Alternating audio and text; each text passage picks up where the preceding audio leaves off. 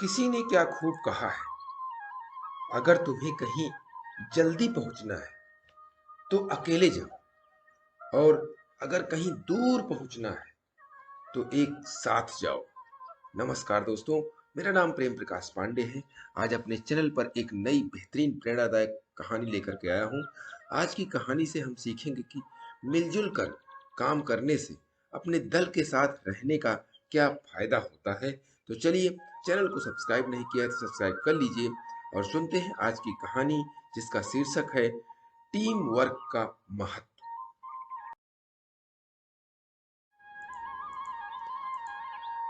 शेरा नाम का एक शेर जंगल के सबसे कुशल और क्रूर शिकारियों में गिना जाता था।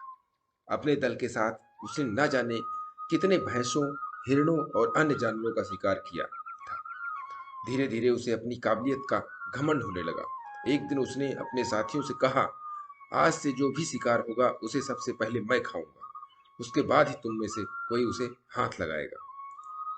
शेरा के मुंह से ऐसी बातें सुन सभी अचंभित थे। तभी एक बुजुर्ग शेर ने पूछा, अरे, तुम्हें आज अचानक क्या हो गया है? तुम ऐसी बातें क्यों कर रहे हो?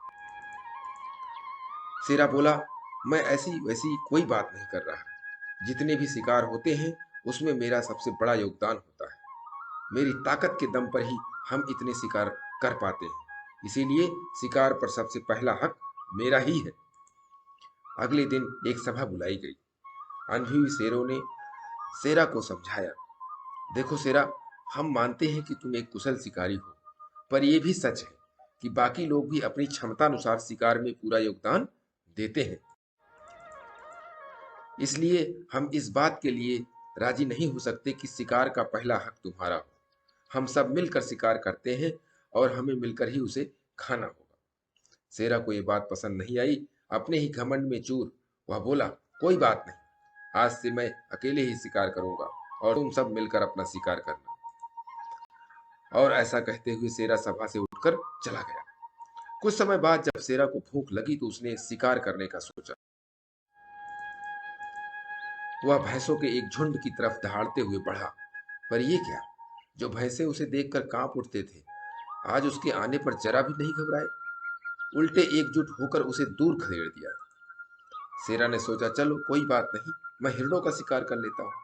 और वह हिरणों की तरफ बढ़ा, पर अकेले वो कहाँ तक इन फुर्तीले हिरणों को घेर पाता। हिरन भी उसके हाथ नहीं आए।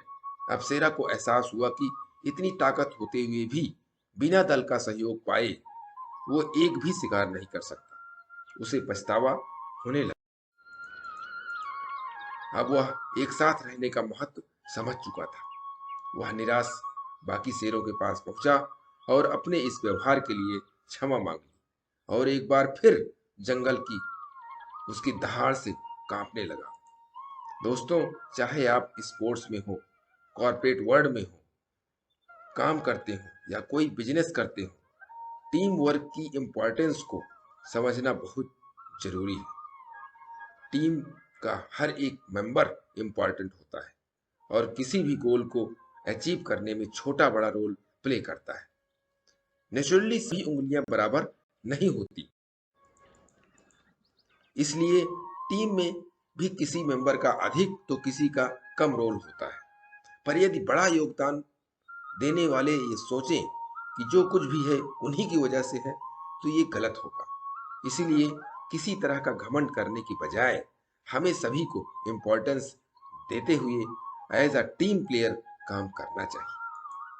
दोस्तों, इस कहानी में एक और बेहद जरूरी मैसेज है, वो है गलती का एहसास होने पर क्षमा मांगना। शेरा को जब अपनी गलती का एहसास हुआ तो उसने क्षमा मांग ली और एक बार फिर उसकी साख वापस लौट आई।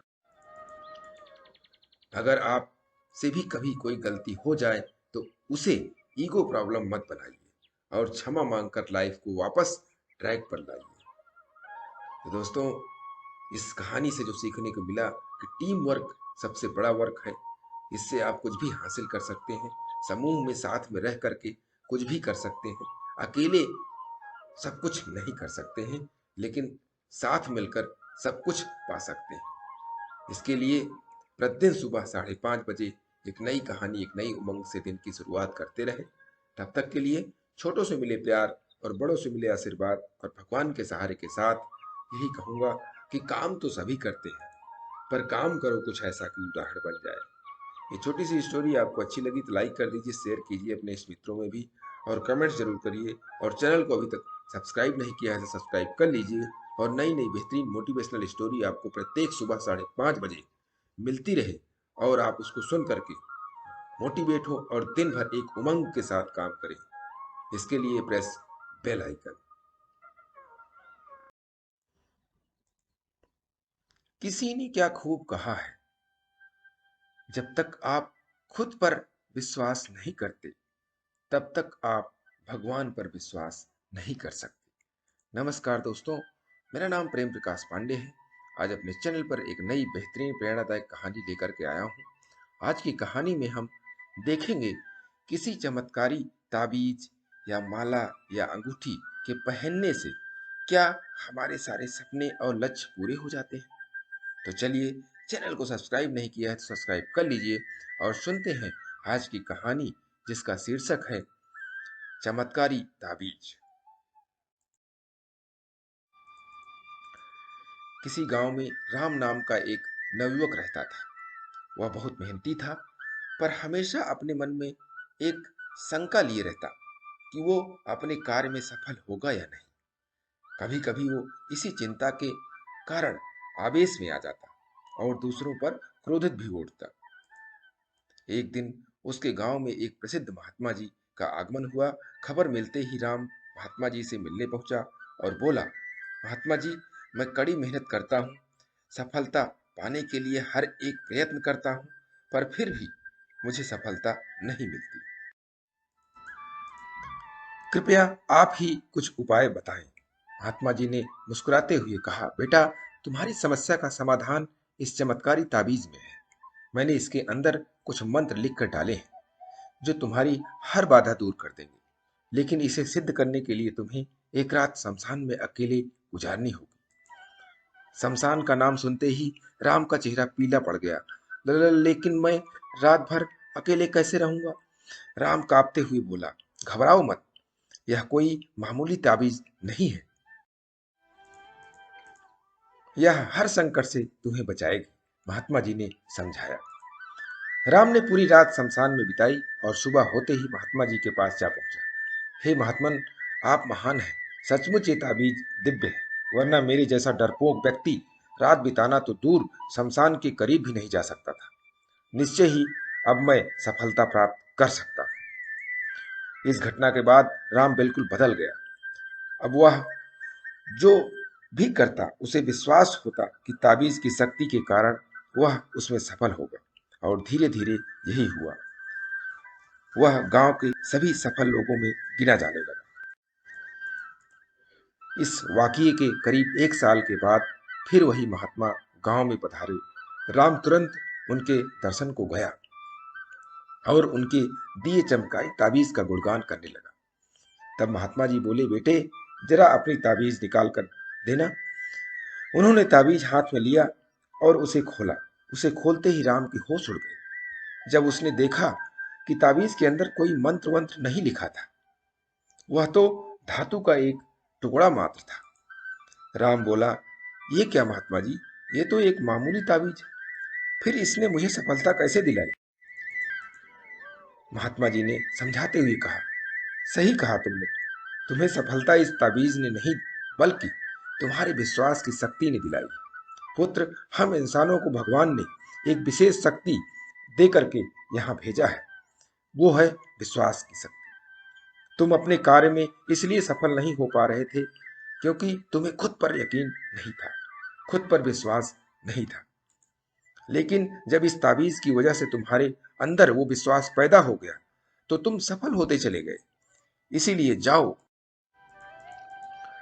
किसी की ताबीज पर यकीन करने की बजाय अपने कर्म पर, अपनी सोच पर और अपने लिए निर्णय पर विश्वास करना सीखो। इस बात को समझो कि जो हो रहा है वो अच्छे के लिए हो रहा है, और निश्चय ही तुम सफलता के शीर्ष पर पहुंच जाओ।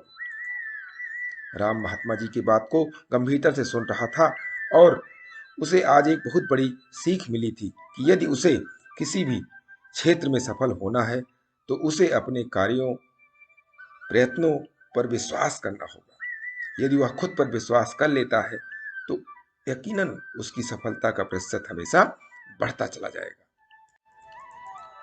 दोस्तों, सफलता का सीधा संबंध आपके अंदर के विश्वास से होता है।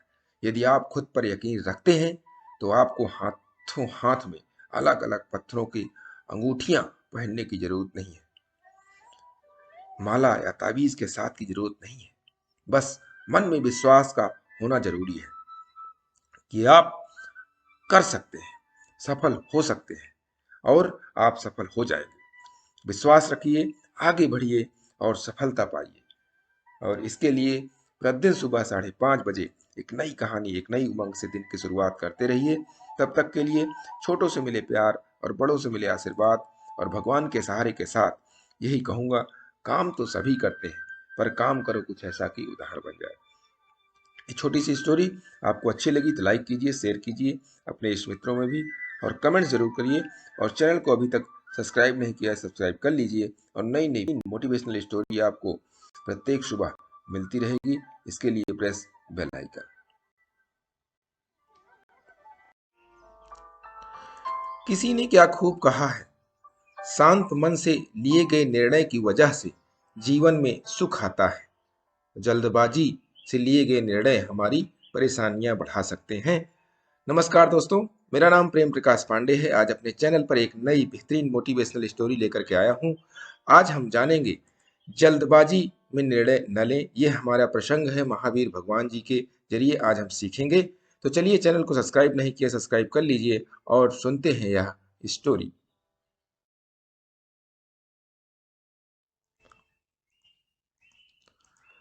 सावन की ठंडी ठंडी बयार चल रही थी।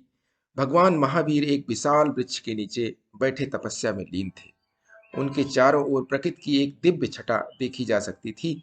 घास की हरी हरी चादर पृथ्वी पर बिछी हुई थी। वहां की छटा एक मनोरम दृश्य उपस्थित कर रही थी। तभी अचानक एक चरवाहा अपनी 5-6 गाय लेकर वहां पहुंचा। गाय को हरी भरी घास खाने को मिली। वह सभी गाय घास खाने में मगन थी। चरवाहे को नजदीक के गांव में कुछ काम था। उसने सोचा, क्यों ना मैं गांव से अपना काम निपटा आऊं। तभी उसने देखा तो पाया महावीर ध्यान मुद्रा में बैठे हैं। चरवाहे ने भगवान महावीर को पहचान लिया और हाथ जोड़कर कहा, प्रभु मेरे गायों पर नजर रखना, मैं गाय से जल्दी लौट आता हूं। चरवाहे को ऐसा लगा भगवान महावीर ने उनकी बातों को सुन लिया, जबकि ऐसा नहीं था। वह अपनी तपस्या में लीन थे। चरवाहा वहां से गांव की ओर प्रस्थान कर जाता है। कुछ समय बाद जब वह लौटकर वापस भगवान महावीर के पास आता है तो वहां उसकी गाय नहीं होती। गाय हरी भरी घास को खाते खाते कुछ दूर निकल गई थी। चरवाहे ने भगवान महावीर से पूछा, मेरी गाय किधर है? कृपया मुझे बताइए। इस पर कोई उत्तर न मिलने से वह काफी व्यथित हुआ। आसपास उसने अपने गाय को ढूंढा किंतु नहीं मिली। थक हार कर वह भगवान महावीर के पास लौट आया और उनसे अनुनय विनय करने लगा। किंतु भगवान महावीर अपनी कठिन साधना में लीन थे। उन्होंने कोई उत्तर नहीं दिया। चरवाहे को लगा कि उनके साथ मजाक हो रहा है। वह गाय हो सकता है इन्होंने स्वयं छुपाया हो और अब यह ध्यान लगाए बैठे हैं। चरवाहे ने कमर में बंधी हुई गाय की रस्सी को खोला और महावीर पर वार करने के लिए ज्यों ही आगे बढ़ा, उसका हाथ एकाएक रुक गया और अदृश्य रूप से आवाज आई,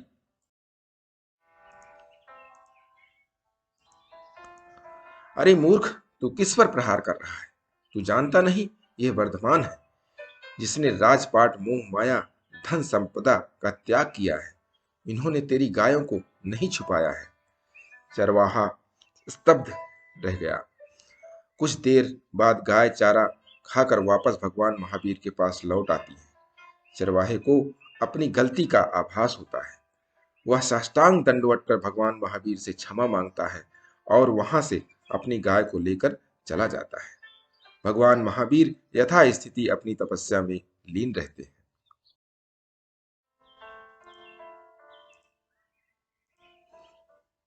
तो दोस्तों, इस कहानी से जो शिक्षा मिलती है कि जल्दबाजी में कोई कार्य नहीं करना चाहिए। जब तक पुष्टि न हो, किसी पर दोष नहीं लगाना चाहिए। क्रोध में आकर किसी पर प्रहार करना पाप के समान है। अपने क्रोध को काबू में रखना चाहिए। महावीर भगवान जी ने इस प्रसंग के जरिए हमें जो सीख दी, वो यही दिया है कि क्रोध पर काबू रखें और जल्दबाजी में निर्णय न लें। और प्रतिदिन सुबह 5:30 बजे एक नई कहानी, एक नई उमंग से करें दिन की शुरुआत। और तब तक के लिए छोटों से मिले प्यार, बड़ों से मिले आशीर्वाद और भगवान के सहारे के साथ यही कहूँगा कि काम तो सभी करते हैं, पर काम करो कुछ ऐसा कि उदाहरण बन जाए। ये स्टोरी अच्छी लगी तो लाइक कीजिए, शेयर कीजिए अपने इष्ट मित्रों में भी, और कमेंट्स कीजिए। और चैनल को अभी तक सब्सक्राइब नहीं किया, सब्सक्राइब कर लीजिए। और नई नई बेहतरीन मोटिवेशनल स्टोरी पाने के लिए प्रेस बेल आइकन।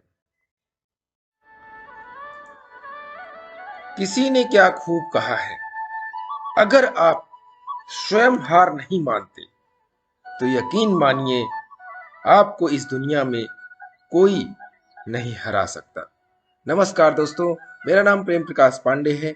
आज अपने चैनल पर एक नई बेहतरीन मोटिवेशनल स्टोरी लेकर के आया हूं, जिसका शीर्षक है कि जिंदगी जीने का नाम है। तो चलिए, चैनल को सब्सक्राइब नहीं किया है तो सब्सक्राइब कर लीजिए। और इस स्टोरी के माध्यम से हम आज सीखेंगे कि जीवन में कुछ भी पाना संभव है।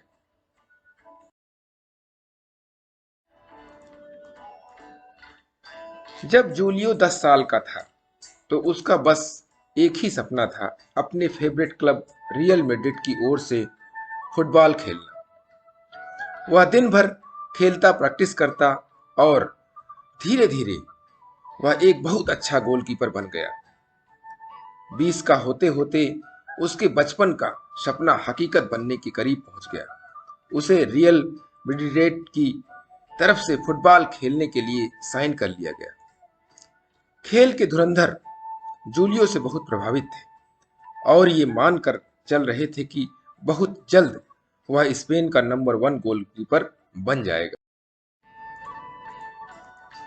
1963 की एक शाम जूलियो और उसके दोस्त कार से कहीं घूमने निकले, पर दुर्भाग्यवश उस कार का एक भयानक एक्सीडेंट हो गया और रियल मैड्रिड और स्पेन का नंबर 1 गोलकीपर बनने वाला जूलियो हॉस्पिटल में पड़ा हुआ था। उसके कमर के नीचे का हिस्सा पैरालाइज हो चुका था। डॉक्टर इस बात को लेकर भी आश्वस्त नहीं थे कि जूलियो फिर कभी चल पाएगा। फुटबॉल खेलना तो दूर की बात थी, वापस ठीक होना बहुत लंबा और दर्दनाक अनुभव था। जूलियो बिल्कुल निराश हो चुका था। वह बार बार उस घटना को याद करता और क्रोध और मायूसी से भर जाता। अपना दर्द कम करने के लिए वह रात में गाने और कविताएं लिखने लगा। धीरे धीरे उसने गिटार पर भी अपना हाथ आजमाना शुरू किया और उसे बजाते हुए अपने लिखे गाने भी गाने लगा। 18 महीने तक बिस्तर पर रहने के बाद जूलियो अपनी जिंदगी को फिर से सामान्य बनाने लगा। एक्सीडेंट के 5 साल बाद उसने एक सिंगिंग कंपटीशन में भाग लिया और life goes on the same गाना गाकर फर्स्ट प्राइज जीता।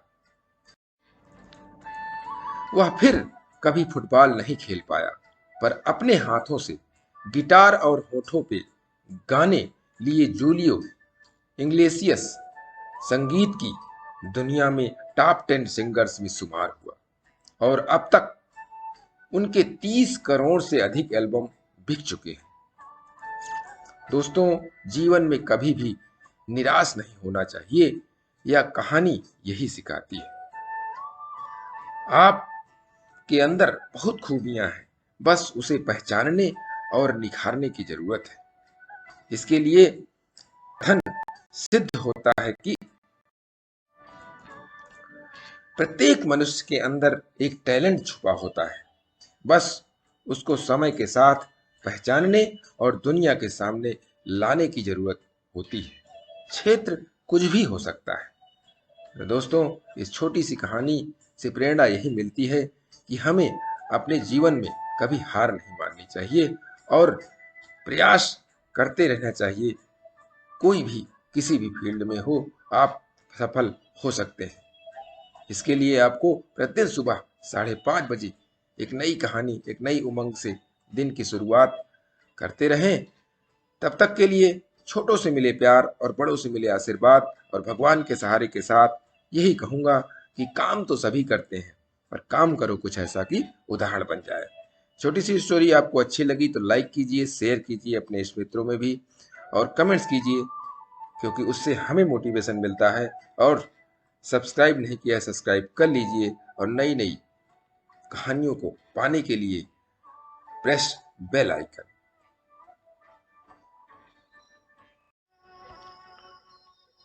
किसी ने क्या खूब कहा है, हमारा स्वास्थ्य सबसे बड़ी दौलत है। इसका एहसास हमें तब होता है जब हम इसे खो देते हैं। नमस्कार दोस्तों, मेरा नाम प्रेम प्रकाश पांडे है। आज अपने चैनल पर एक नई बेहतरीन मोटिवेशनल स्टोरी लेकर के आया हूँ।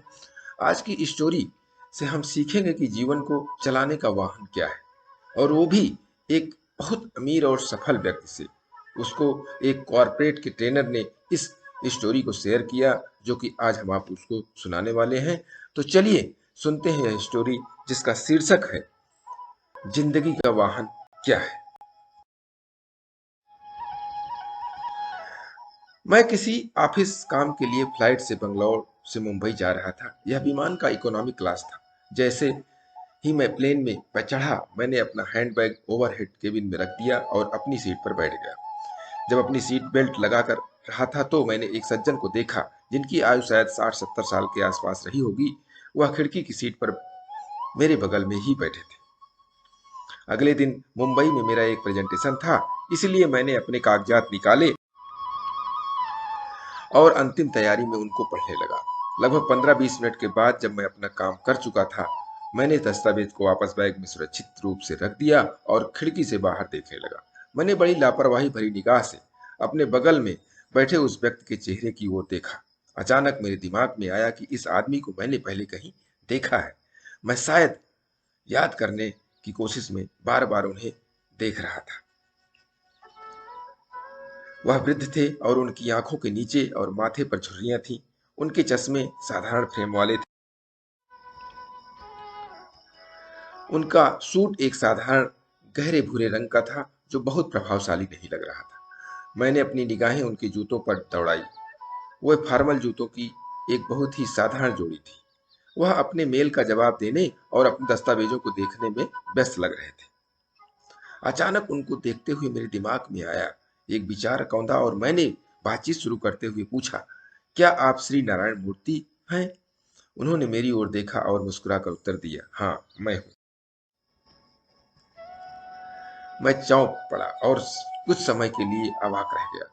मुझे समझ नहीं आ रहा था कि उनसे आगे बातचीत कैसे जारी रखी जाए। मैंने उन्हें फिर से देखा, लेकिन इस बार सबसे बड़े भारतीय अरबपति होने की दृष्टि से, नारायण मूर्ति। उनके जूते, सूट, टाई और चश्मा सब कुछ बहुत ही साधारण था, और मजेदार तथ्य यह था कि इस व्यक्ति की संपत्ति $2.3 मिलियन थी, और उन्होंने इंफोसिस की सह स्थापना यानी कि उसके को फाउंडर है। मेरी हमेशा से बहुत अमीर बनने की इच्छा थी, ताकि मैं इस दुनिया की सारी विलासिता का उपभोग कर सकूं और बिजनेस क्लास की यात्रा कर सकूं। और मेरे बगल वाला यह आदमी, जो पूरी एयरलाइंस खरीद सकता था, मेरे जैसे मध्यम वर्ग के लोग के साथ इकोनॉमिक क्लास में यात्रा कर रहा था। मैं खुद को रोक नहीं पाया और पूछा, आप इकोनॉमिक क्लास में यात्रा कर रहे हैं, न कि बिजनेस क्लास में? क्या बिजनेस क्लास के लोग जल्दी पहुंच जाते हैं? उन्होंने मुस्कुराते हुए जवाब दिया, खैर यह एक विचित्र प्रतिक्रिया थी और बहुत मायने भी रखती थी। और फिर मैंने अपना परिचय दिया और बातचीत आगे बढ़ाई। नमस्कार सर, मैं एक कॉर्पोरेट ट्रेनर हूं, और मैं पूरे भारत में कई भारतीय बहुराष्ट्रीय कंपनियों के साथ काम करता हूं। उन्होंने अपना फोन दूर रखा और बहुत ध्यान से मेरी बात सुनने लगे। उस 2 घंटे की यात्रा के दौरान हमने कई सवालों का आदान प्रदान किया। हर सवाल के साथ बातचीत गहरी होती जा रही थी, और फिर एक ऐसा क्षण आया जिसने उस उड़ान के अनुभव को और भी यादगार बना दिया। मैंने सवाल, श्रीमान, आप इस दुनिया में इतने सारे लोगों के आदर्श हैं। आप अपने जीवन में महान निर्णय लेने के लिए जाने जाते हैं, लेकिन क्या आपको किसी बात का पछतावा है? यह सुनते ही उनका चेहरा कुछ उदास सा हो गया। उन्होंने कुछ देर सोचा और उत्तर दिया, कभी कभी मेरे घुटने में दर्द होता है। मुझे लगता है कि मुझे अपने शरीर का बेहतर ख्याल रखना चाहिए था। जब मैं जवान था, मैं काम में इतना व्यस्त था कि मुझे अपने शरीर का अपना ख्याल रखने का समय नहीं मिला। और अब आज जब मुझे काम करना है तो मैं नहीं कर सकता। मेरा शरीर उसकी अनुमति नहीं देता। आप युवा हैं, स्मार्ट हैं और महत्वाकांक्षी हैं। मैंने जो गलती की है उसे मत दोहराओ। अपने शरीर की उचित देखभाल करो और ठीक से आराम करो। यह एकमात्र शरीर ही है जो आपको ईश्वर की नेमत के रूप में मिला है। उस दिन मैंने दो चीजें सीखी, एक जो उन्होंने मुझे बताई और दूसरी जो उन्होंने मुझे दिखाई। हम सभी भौतिक रूप से बेहतर करने की उम्मीद में अपना सारा जीवन व्यतीत कर देते हैं और इस आपाधापी में हमारा स्वास्थ्य उपेक्षित हो जाता है। हमारे शरीर की उपेक्षा करना मतलब हमारे शारीरिक और मानसिक स्वास्थ्य दोनों को नुकसान पहुंचाना। तो दोस्तों, जीवन में कोई भी विलासिता हमारी मदद नहीं करती है। जब हमारा शरीर पीड़ित होता है, वास्तव में जब शरीर सहयोग करना बंद कर देता है, तो सब कुछ अपने आप रुक जाता है। शरीर एक मात्र है जो हमें इस जीवन की यात्रा के वाहन के रूप में मिला है। बेहतर होगा कि हम इसे हल्के में न लें। दोस्तों, महात्मा बुद्ध जी ने कहा है, हमारा शरीर अनमोल है। यह इस यात्रा के लिए हमारा वाहन है। इसके साथ सावधानी से व्यवहार करें। दोस्तों, इस छोटी सी स्टोरी में श्री नारायण मूर्ति जी, जो कि इन्फोसिस के को फाउंडर हैं, बहुत बड़े आदमी हैं, अमीर हैं, उन्होंने इस बात को बताया हमें कि स्वास्थ्य ही हमारा जीवन है। तो हमें भी अपने स्वास्थ्य पर विशेष ध्यान रखना चाहिए। हर काम करिए, सब कुछ करिए, मेहनत करिए, पैसा कमाइए, लेकिन आप अपने शरीर का भी ध्यान रखें। 24 घंटे में आधे घंटे अपने शरीर को अवश्य दें अपने स्वास्थ्य के लिए। तभी आप अपने जीवन में कमाई हुई दौलत का आनंद उठा पाएंगे। इसके लिए प्रतिदिन सुबह 5:30 बजे एक नई कहानी, एक नई उमंग से दिन की शुरुआत करें।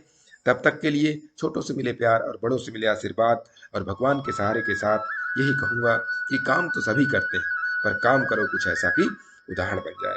ये स्टोरी आपको अच्छी लगी तो लाइक कर दीजिए, शेयर कीजिए अपने मित्रों में और कमेंट्स करिए। और चैनल को अभी तक सब्सक्राइब नहीं किया, सब्सक्राइब कर लीजिए और नई नई बेहतरीन मोटिवेशनल स्टोरी पाने के लिए प्रेस बेल आइकन।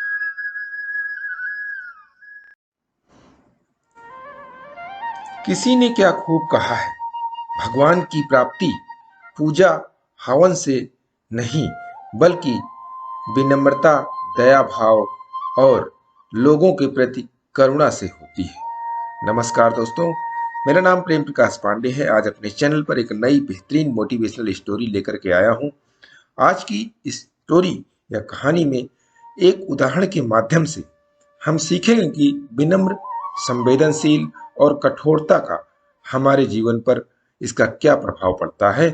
तो चलिए, चैनल को सब्सक्राइब नहीं किया है तो सब्सक्राइब कर लीजिए और सुनते हैं आज की कहानी, जिसका शीर्षक है जीभ और दांत।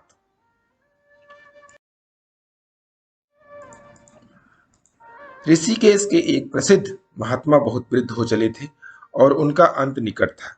एक दिन उन्होंने सभी शिष्यों को बुलाया और कहा, प्रिय शिष्यों, मेरा शरीर जीर्ण हो चुका है और अब मेरी आत्मा बार बार मुझे इसे त्यागने को कह रही है।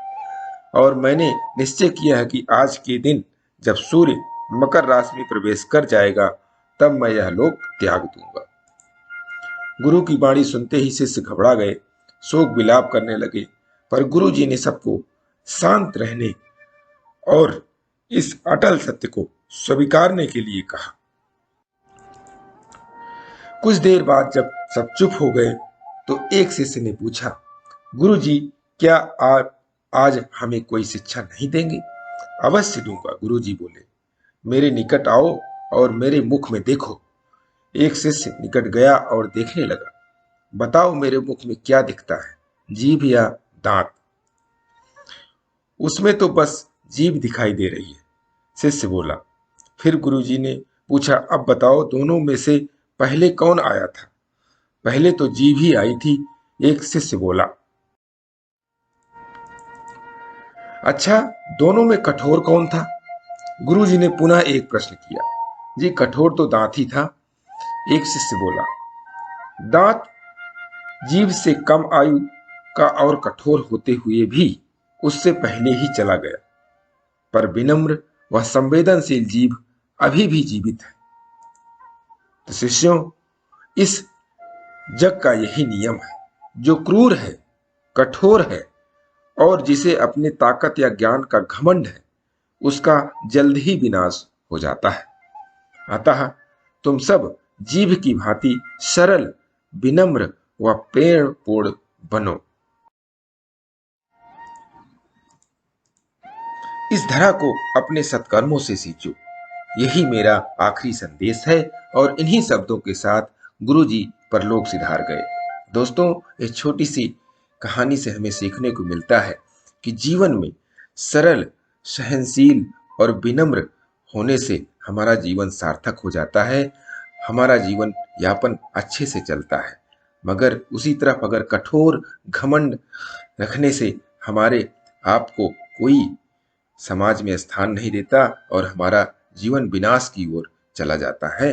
तो आज की कहानी से हमने यही सीखा और प्रतिदिन सुबह 5:30 बजे एक नई कहानी, एक नई उमंग से करें दिन की शुरुआत। तब तक के लिए छोटों से मिले प्यार और बड़ों से मिले आशीर्वाद और भगवान के सहारे के साथ यही कहूंगा कि काम तो सभी करते हैं, पर काम करो कुछ ऐसा कि उदाहरण बन जाए।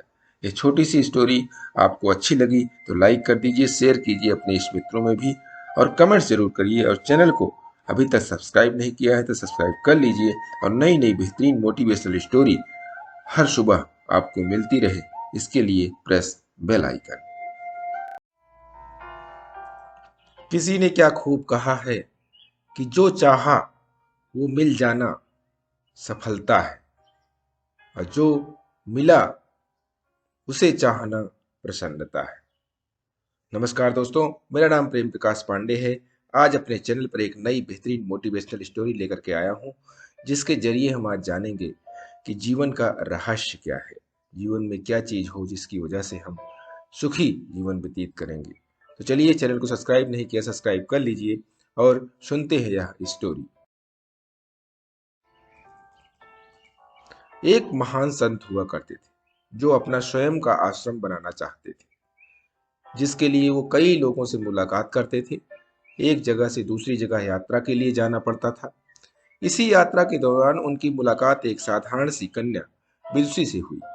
विदुषी ने उनका स्वागत किया और संत से कुछ समय कुटिया में रुककर आराम करने की याचना की। संत उसके मीठे व्यवहार से प्रसन्न हुए और उन्होंने उसका आग्रह स्वीकार किया।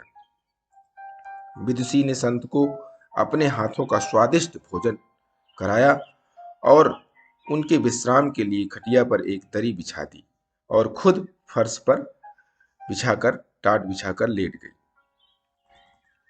विदुषी को सोते ही नींद आ गई। उसके चेहरे के भाव से पता चल रहा था कि विदुषी चैन की सुखद नींद दे रही है। उधर संत को खाट पर नींद नहीं आ रही थी। उन्हें मोटे नरम गद्दे की आदत थी जो उन्हें दान में मिला था। वो रात भर विदुषी का सोच रहे थे कि वो कैसे इस कठोर जमीन पर इतने चैन से सो सकती है। दूसरे दिन सवेरा होते ही संत ने विदुषी से पूछा कि तुम कैसे इस कठोर धरा पर इतने चैन से सो रही हो? तब उसने बड़ी सरलता से उत्तर दिया, हे गुरुदेव, मेरे लिए मेरी ये छोटी सी कुटिया एक महल के समान ही भव्य है। इसमें मेरे श्रम की महक है। अगर मुझे एक समय भी भोजन मिलता है तो मैं खुद को भाग्यशाली मानती हूँ। जब दिन भर के कार्यों के बाद मैं इस धरा पर सोती हूँ तो मुझे माँ की गोद की आत्मीयता एहसास होता है। मैं दिन भर के अपने सत्कर्मों का विचार करते हुए चैन की नींद सो जाती हूँ। मुझे एहसास भी नहीं होता कि मैं इस कठोर धरा पर हूँ। यह सब सुनकर संत जाने लगे। तब विदुषी ने पूछा, हे गुरुदेव, क्या मैं भी आपके साथ आश्रम के लिए धन एकत्र करने चल सकती हूँ? तब संत ने विनम्रता से उत्तर दिया, बालिका, तुमने जो मुझे आज ज्ञान दिया है उससे मुझे पता चला है कि चित्त का सुख कहाँ है। अब मुझे किसी आश्रम की इच्छा नहीं रह गई। यह कहकर संत वापस अपने देश लौट गए और एकत्र किया धन उन्होंने गरीबों में बांट दिया और स्वयं एक कुटिया बनाकर रहने लगे। दोस्तों, सुखी जीवन का रहस्य कहती है ये कहानी। आज घर में अपार धन दौलत ऐशो आराम होते हुए भी लोग सुख शांति से नहीं रहते, क्योंकि उन्हें जो है उसमें संतोष नहीं मिलता। कहते हैं ना, जिन्हें दूसरों की थाली में घी ज्यादा दिखता है वो कभी खुद चैन से नहीं रहते। व्यक्ति को हमेशा वो चाहिए जो उसके पास नहीं है, और वो मिल जाए तो नई महत्वाकांक्षा उसकी जगह ले लेती है। इसलिए दोस्तों, इस तरह पूरा जीवन असंतोष में ही बीत जाता है और अंत समय में भी चैन नहीं मिलता है। अंततः संतुष्टि ही जीवन का मूल मंत्र है। अगर इंसान में संतोष है तो कोई दुख उसे तोड़ नहीं सकता। यही है जीवन का रहस्य। दोस्तों, संतोष को अपनाते रहिए और प्रतिदिन सुबह 5:30 बजे एक नई कहानी, एक नई उमंग से करें दिन की शुरुआत। तब तक के लिए छोटों से मिले प्यार और बड़ों से मिले आशीर्वाद और भगवान के सहारे के साथ यही कहूंगा कि काम तो सभी करते हैं, पर काम करो कुछ ऐसा कि उदाहरण बन जाए। स्टोरी अच्छी लगी तो लाइक कीजिए, शेयर कीजिए अपने इष्ट मित्रों में, कमेंट्स कीजिए और चैनल को भी सब्सक्राइब नहीं किया सब्सक्राइब कर लीजिए। और नई नई बेहतरीन मोटिवेशनल स्टोरी पाने के लिए प्रेस बेल आइकन।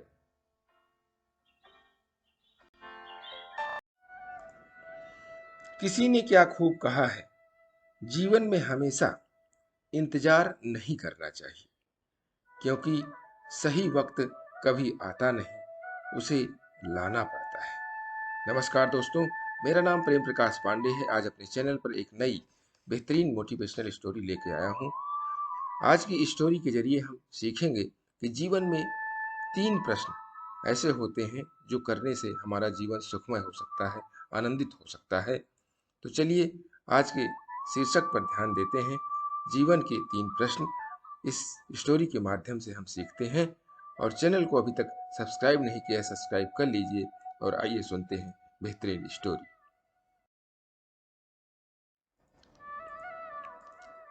किसी राजा के मन में 3 प्रश्न अक्सर उठा करते थे, जिनके उत्तर पाने के लिए वह अत्यंत अधीर था।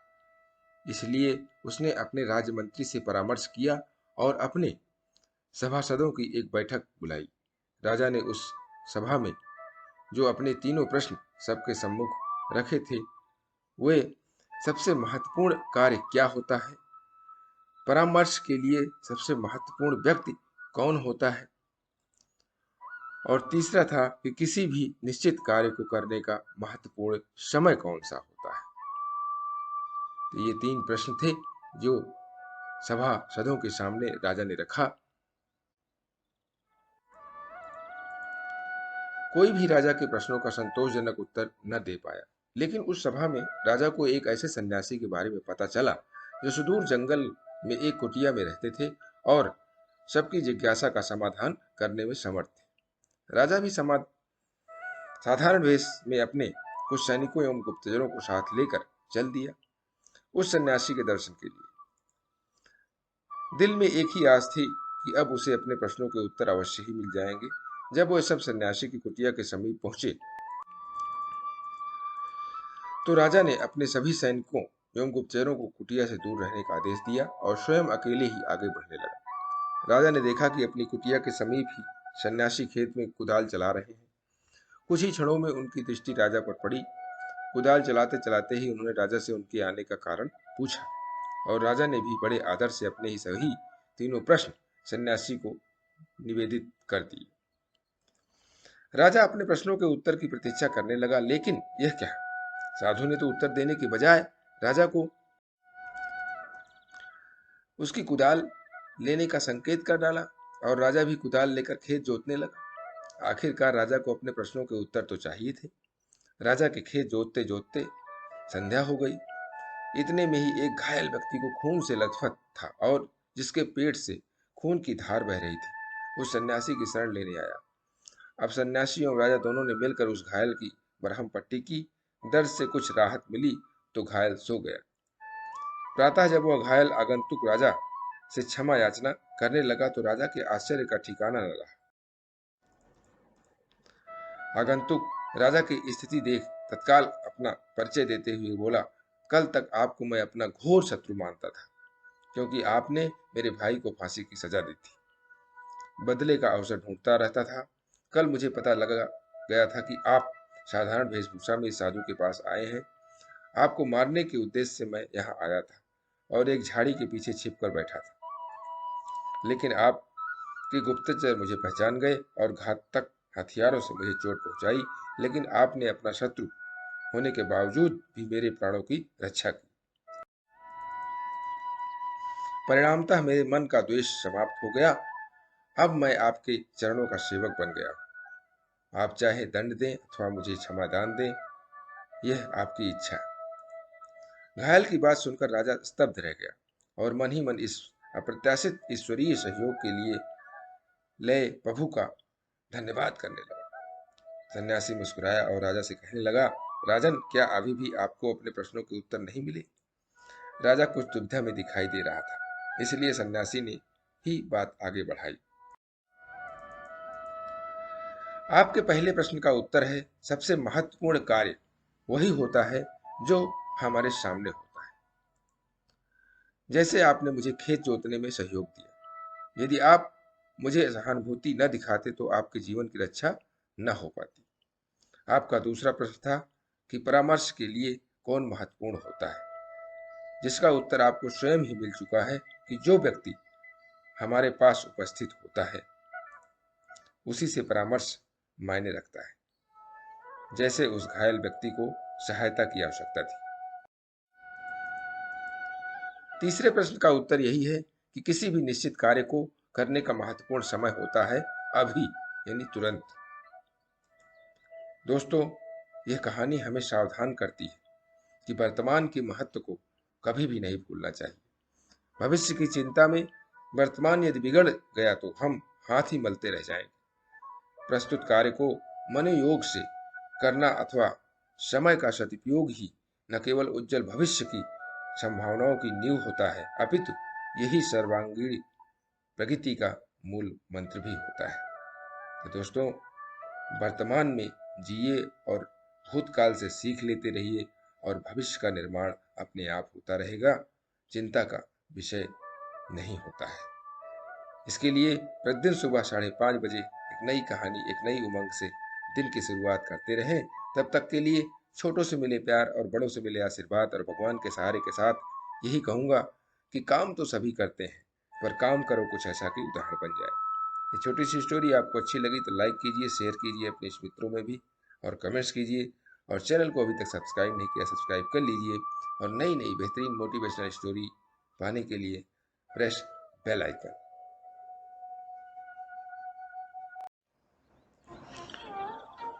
किसी ने क्या खूब कहा है, परिस्थितियां जब विपरीत होती हैं तब व्यक्ति का प्रभाव और पैसा नहीं, स्वभाव और संबंध काम आते हैं। नमस्कार दोस्तों, मेरा नाम प्रेम प्रकाश पांडे है। आज अपने चैनल पर एक नई बेहतरीन मोटिवेशनल स्टोरी लेकर के आया हूं।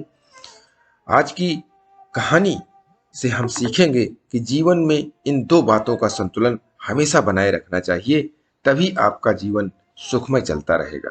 तो चलिए, चैनल को सब्सक्राइब नहीं किया है तो सब्सक्राइब कर लीजिए और सुनते हैं आज की कहानी, जिसका शीर्षक है जीवन के दो अनमोल सबक।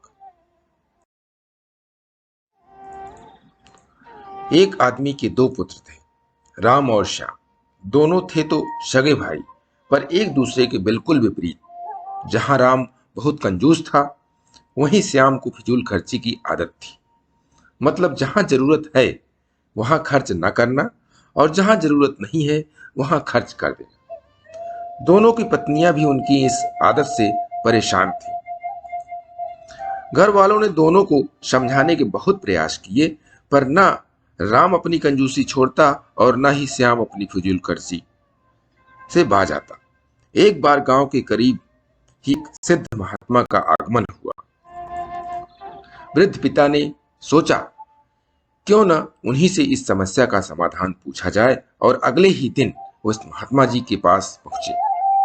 महात्मा जी ने ध्यानपूर्वक उनकी बातें सुनी और अगले दिन दोनों पुत्रों को लेकर आने को कहा। पिताजी तय समय पर पुत्रों को लेकर पहुंच गए। महात्मा जी ने पुत्रों के सामने अपनी बंद मुट्ठियां घुमाते हुए कहा, बताओ, यदि मेरा हाथ हमेशा के लिए ऐसा ही हो जाए तो कैसा लगेगा? पुत्र बोले, ऐसे में तो ऐसा लगेगा जैसे कि आपको कोढ़ हो। अच्छा, अगर मेरे हाथ हमेशा के लिए ऐसे हो जाए तो कैसा लगेगा? महात्मा जी ने अपनी फैली हथेलियां दिखाते हुए पूछा। जी, तब भी यही लगेगा कि आपको कोढ़ है, पुत्र बोले। तब महात्मा जी गंभीरता से बोले, पुत्रों, यही तो मैं तुम्हें समझाना चाहता हूं। हमेशा अपनी मुट्ठी बंद रखना यानी कंजूसी दिखाना, या हमेशा अपनी हथेली खुली रखना यानी फिजूल खर्ची करना एक तरह का कोढ़ ही तो है। हमेशा मुट्ठी बंद रखने वाला धनवान होते हुए भी निर्धन ही रहता है, और हमेशा मुट्ठी खुली रखने वाला चाहे जितना भी धनवान हो, उसे निर्धन बनते समय नहीं लगता। सही व्यवहार है कि कभी मुट्ठी बंद रहे तो कभी खुली, तभी जीवन का संतुलन बना रहता है। पुत्र महात्मा जी की बात समझ चुके थे। अब उन्होंने मन ही मन सोच समझकर ही खर्च करने का निश्चय किया था। तो दोस्तों, छोटी सी कहानी थी, इससे समझ में आ गया होगा कि हमें जरूरत पड़ने पर कब खर्च करना चाहिए, कब नहीं करना चाहिए। इसको संतुलन बना के रखना चाहिए जीवन में, और प्रतिदिन सुबह 5:30 बजे एक नई कहानी, एक नई उमंग से दिन की शुरुआत करते रहें। तब तक के लिए छोटों से मिले प्यार और बड़ों से मिले आशीर्वाद और भगवान के सहारे के साथ यही कहूंगा कि काम तो सभी करते हैं, पर काम करो कुछ ताकि उदाहरण बन जाए। ये छोटी सी स्टोरी आपको अच्छी लगी तो लाइक कर दीजिए, शेयर कीजिए अपने इष्ट मित्रों में भी, उनको भी मोटिवेट करिए। और चैनल को अभी तक सब्सक्राइब नहीं किया है तो सब्सक्राइब कर लीजिए, और कमेंट्स भी जरूर करिए। और बेहतरीन स्टोरी पाने के लिए हर सुबह प्रेस बेल आइकन।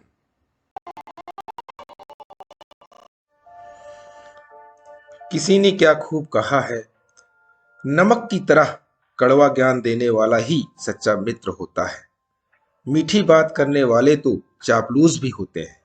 इतिहास गवाह है कि आज तक कभी नमक में कीड़े नहीं पड़े, और मिठाई में तो अक्सर कीड़े पड़ जाया करते हैं। नमस्कार दोस्तों, मेरा नाम प्रेम प्रकाश पांडे है। आज अपने चैनल पर एक नई बेहतरीन मोटिवेशनल स्टोरी लेकर के आया हूं, जिसका शीर्षक है नमक जैसा महत्व। तो चलिए, चैनल को सब्सक्राइब नहीं किया सब्सक्राइब कर लीजिए और सुनते हैं ये स्टोरी।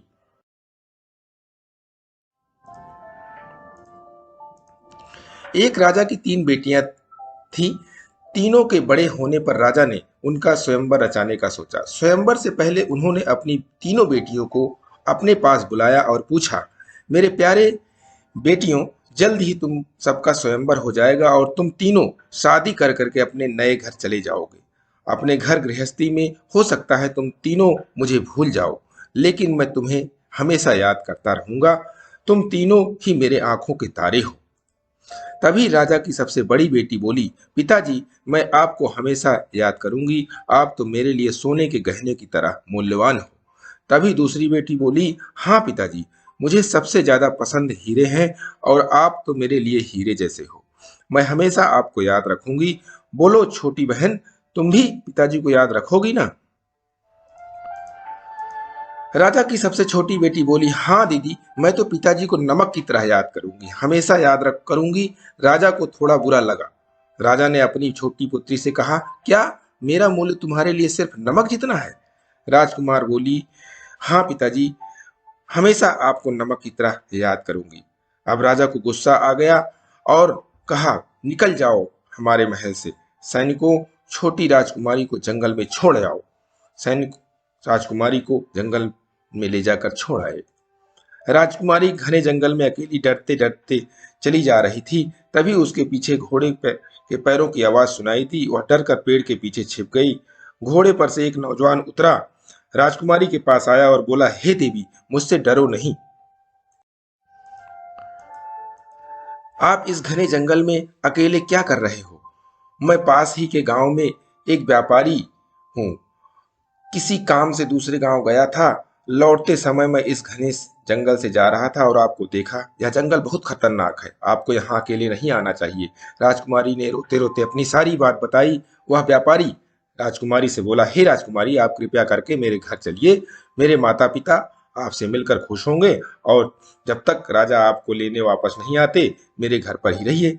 वह व्यापारी के घर चली गई। व्यापारी के माता पिता ने राजकुमारी और पुत्री की शादी करा दी। दोनों खुशी खुशी अपने घर गृहस्थी में रहने लगे। कुछ दिनों बाद राजा शिकार करने जंगल में गया, लेकिन वह भटक गया था।